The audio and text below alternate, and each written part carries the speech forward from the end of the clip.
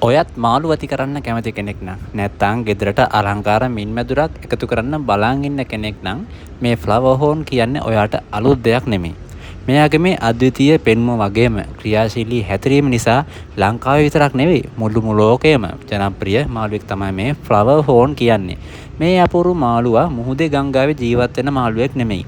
මෙයාලා 1990 කියන කාලෙදී මැලේසියාව සහ තායිලන්තය වගේ රටවල සික්ලිට් මාළු වර්ග කීපයක් එකිනෙකට මුහුම් කරලා කෘත්‍රිමව නිර්මාණය කරපු හයිබ්‍රිඩ් මාළු වර්ගයක්. මෙයාලගේ මේ ප්‍රධානම ලක්ෂණය තමයි මේ කොකෝ එක, හම්ප් එක. ෆ්ලවර් හෝන් කෙනෙක් ක්ලේසියෙන්ම හඳුනා ගන්න පුළුවන් ප්‍රධානම ලක්ෂණය තමයි මේ ඔළුව මුදුනේ තියෙන ගැටිත්ත. ඒකට කොකෝ එක, හම්ප් එක කියලා කියනවා. මෙයාලගේ මේ කොකෝ එකේ විශාල වෙන්න ලස්සන සහ වටිනාකමත් වැඩි වෙනවා.